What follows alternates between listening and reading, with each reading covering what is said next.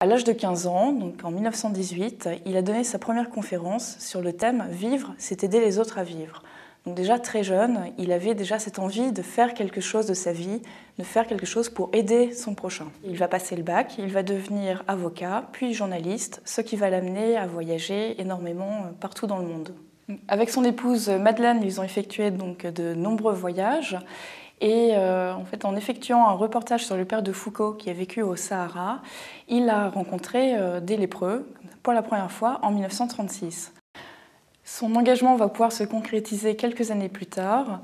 En 1943, il va rencontrer une religieuse qui va lui parler d'un projet qui lui tenait à cœur, à savoir la construction d'un village pour les lépreux. Ce village s'appelle Adzopé en Côte d'Ivoire.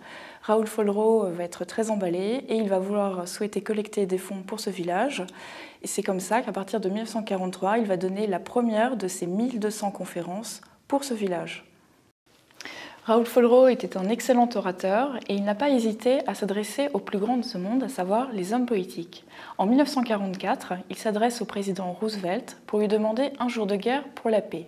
Alors, il s'agit en fait du budget qui correspond à un jour de guerre, mais utilisé pour la paix. Cette requête est restée sans réponse.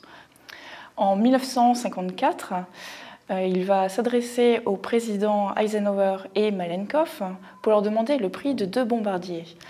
Car à la même époque, il a été découvert un traitement qui s'appelle les sulfones, qui permet non pas de guérir les lépreux, mais au moins de stopper la progression de la maladie. Et il a calculé qu'avec le prix de ces 2 bombardiers, on pouvait apporter le traitement à tous les lépreux du monde. Malheureusement, encore une fois, cette requête est restée sans réponse. Toujours en 1954, Raoul Follereau a créé la Journée mondiale des lépreux, et non pas contre la lèpre, car pour Raoul Follereau, s'intéresser à la personne était beaucoup plus important que s'intéresser à la maladie. Toute sa vie, Raoul Follereau a combattu la lèpre et les autres lèpres, que sont l'ignorance et la pauvreté, qui condamnent leurs victimes à l'exclusion. Ce combat reste toujours d'actualité.